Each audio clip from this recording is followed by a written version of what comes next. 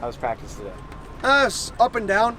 You know, third and long day, so that should naturally go to the defense day one. And I think you felt that, so you felt a lot of great energy on the defense. And I thought the offense, you know, we didn't have as low of a low as you can have on those days, which was a positive because we've been preaching adversity, because we responded well with the last set.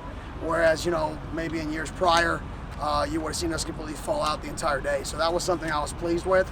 Obviously, we do a lot on third and long, so we got to schematically kind of catch our guys up to, you know, what we're doing scheme-wise. First practice in full pads, you'd probably like to see how the offense ran the ball there. Yeah, we did. I mean, you know, Ralik ran the ball pretty well there at the end. Scatson ran the ball well. You know, it was a good day from that perspective. What do you think about Tahi being out here? What do you have to say? It's awesome. I mean, he was out here and I said, you better be talking to the team. I mean, it's cool. We're out here. The one thing that's unique is we're in a city where professional athletes come to train. So I have two of my former guys out here, Alex Forsyth and TJ Bass, who are training out here in the off season. And they're out here watching practice because they love ball. And where do they train? They train here. And I think that's one thing people overlook a little bit in the recruiting process is all of the resources that this city has when you are in the NFL, even when you're in the off season here and coaches can't coach you.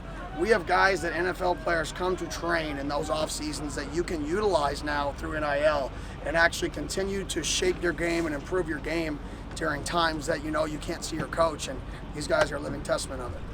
What do you think of guys like Jordan Tyson being back in the mix and, you know, what he adds to this group? Yeah, I mean, Jordan has all the ability in the world, and I think day by day he's getting better and better and better, and you know, you see the flashes, right?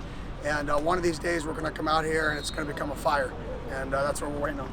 And it's really easy to look at a guy like Ralik Brown and say, okay, he's just explosive, he just runs off the edge. But the way he runs in the middle, is that something you probably expected to see from him anyway? In the words of a good buddy of mine, there ain't no soft baked cookies out here, right? That's my good buddy Carlos Lachlan, and he used to always say that, and it's so true. Like, you better run hard. We're going to be a team that runs the ball in between the tackles.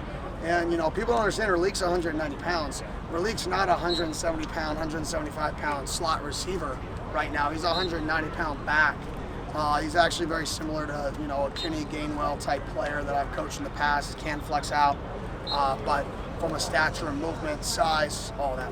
What's your sense on the ability to get more explosive plays at this point? Oh, that's going to happen. I'm very confident in that. You can see it even out in practice today, you know, getting guys like Jordan back, Drake back, Troy back, Scott back with 20 pounds less, so he's moving really, really well. Tyson's a little bigger, faster this year. Just the overall team speed on offense is drastically different. And with Ralik, I mean, how do you feel during this first few practices with the running back room as well? Yeah, I think we're more explosive. And I think that's the biggest takeaway from this spring so far in that room is we're more explosive, we're creating bigger plays. You talked earlier about guys like Jake Smith and X Alford being bonus guys. What is your take on how X is kind of looking to this point? Yeah, he's done a really nice job for us. He's a leader for our team. Our guys kind of rely on him. I was listening to Miles Rouser the other day talk. I listen to every single media that every single one of our guys does, and he was talking about how, you know, X, who plays the same position, took him in, trying to teach him the defense, trying to get him engaged. And right there is the definition of leadership, because you're taking a guy who's competing for your spot and you're helping him grow. And so I'm fired up for X. Him on the football field, there was a reason he was, you know, a high 4-star / 5-star recruit. That was an accident, and you can see it now.